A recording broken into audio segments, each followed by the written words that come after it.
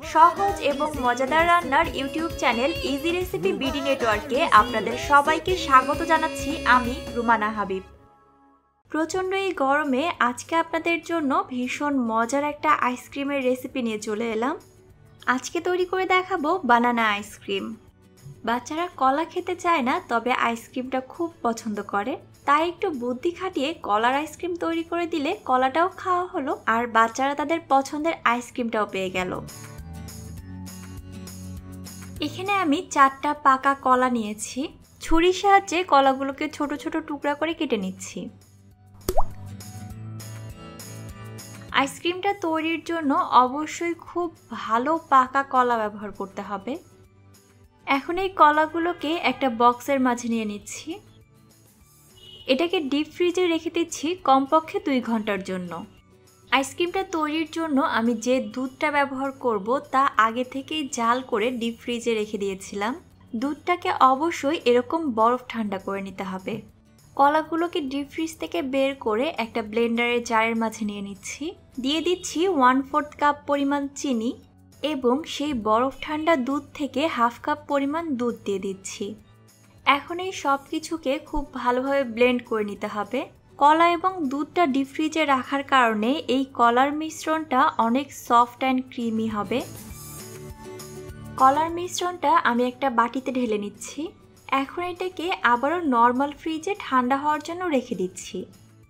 Electric বিটারের হাতল সহ যে বাটিতে ক্রিমটা তৈরি করব তা 1 ঘন্টা আগে ডিপ ফ্রিজে রেখে দিয়েছিলাম। আমি হুইপড ক্রিম পাউডারের একটা স্যাশে নিয়ে নিচ্ছি। এর মাঝে 1/2 কাপ পরিমাণ বরফ ঠান্ডা দুধ দিয়ে দিলাম। একটু চামচ দিয়ে নেড়ে মিশিয়ে নিচ্ছি। ইলেকট্রিক বিটারের সাহায্যে এখন এই ক্রিমটাকে বিট করতে হবে যতক্ষণ পর্যন্ত না এতে একটা ফোমি ভাব চলে আসে।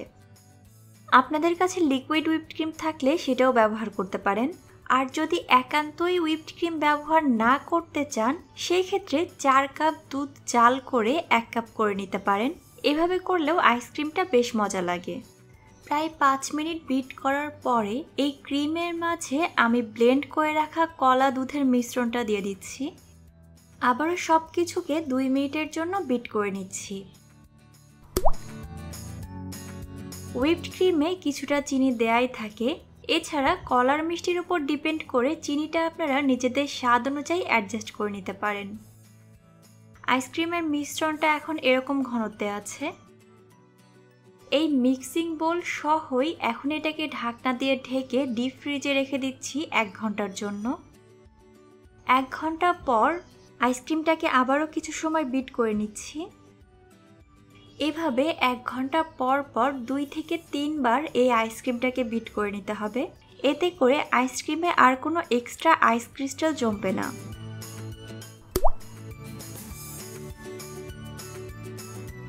তৃতীয়বারে ফাইনালি এটাকে বিট করার পরে আমি একটা বক্সে ঢেলে নিচ্ছি। এখন এটাকে ডিপ ফ্রিজে রেখে দিচ্ছি সারা রাতের জন্য। দেখতেই পাচ্ছেন আইসক্রিমটা খুব ভালোভাবে জমে গেছে। আমি একটা গোল চামচের সাহায্যে বাটিতে কিছুটা আইসক্রিম তুলে নিচ্ছি।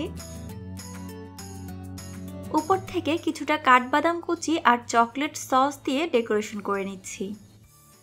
যেহেতু কলা দিয়ে তৈরি তাই এটা একটু হলেও স্বাস্থ্যকর। এই গরমে বাড়িতে এটা একবার ট্রাই করে দেখতে পারেন। আশা করি আপনাদের ভালো লাগবে।